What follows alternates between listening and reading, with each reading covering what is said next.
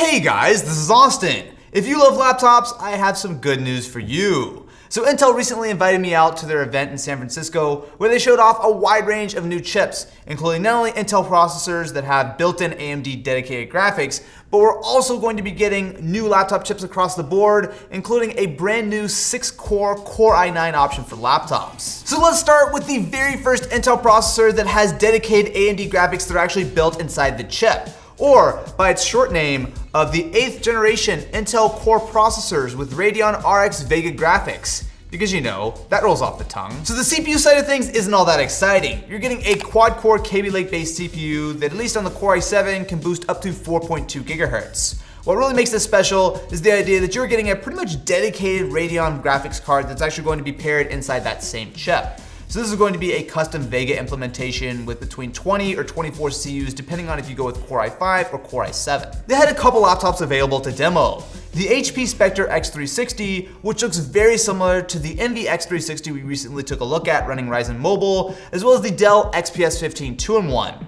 Now these are fairly thin and light laptops. Now they do have 15-inch displays, but when you consider that they have the CPU and the GPU all inside a 65-watt TDP, they don't have to be all that thick and they don't need to have any kind of crazy cooling. It's all going to be on one chip, which means that for a lot of these things, they can actually be pretty close to Ultrabooks. Of course, being much more powerful. Now we'll have to wait until I actually get one of these laptops into test, but if you do want a sneak peek at the performance, I recently did do a video on the new Hades Canyon Intel NUC, which while it's going to be a little bit more powerful, does have that same chip inside. There were a ton of other processors announced as well. So on the mainstream side, the U-series processors that go on a ton of Ultrabooks are going to be getting Iris Plus graphics. So while these are going to be almost definitely found in things like the next generation 13-inch MacBook, it's going to be really nice to be able to have a fairly thin and small laptop that can have not only quad-core processors, but also pretty decent integrated graphics. Nothing crazy, certainly not going to touch the Radeon stuff, but it should be a nice step forward. What's really exciting though are the brand new gaming laptop chips. So these are the H-series processors, and at 45 watts, it's what you find in pretty much any gaming laptop as well as some workstations.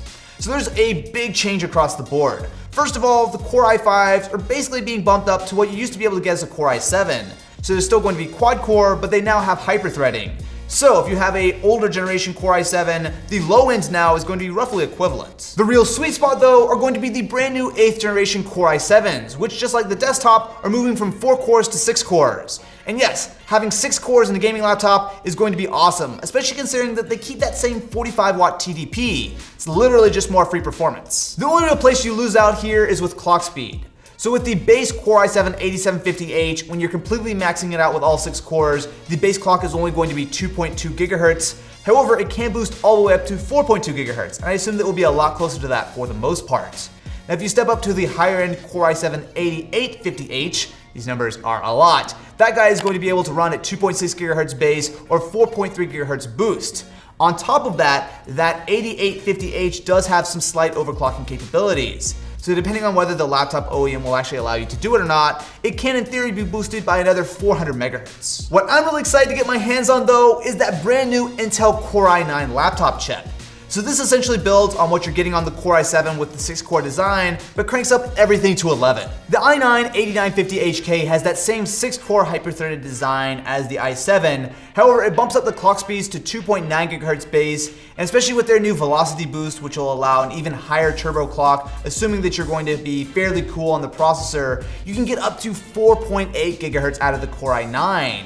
Even better is that it's going to be overclockable. So I feel like it's going to be only a matter of time before we start seeing laptops with a 6-core, 5 GHz plus processor. Intel had a few of these Core i9 systems set up, and to be fair, they were all very thick. But a lot of that is because they all had a GTX 1080 inside, which as you will probably know, is not exactly going to be the easiest thing to cool. However, you don't actually need dual power supplies for the Core i9, as it is still going to be a 45-watt chip, at least until you start overclocking. All these processors should be going on sale pretty shortly, but I've got to say, I am really excited for the new i7s and i9s. Having 6 cores and a laptop is going to be a legit game changer. But I'm curious, which of these processors do you think will make it into your next laptop? Let me know in the comments below and I will catch you in the next one.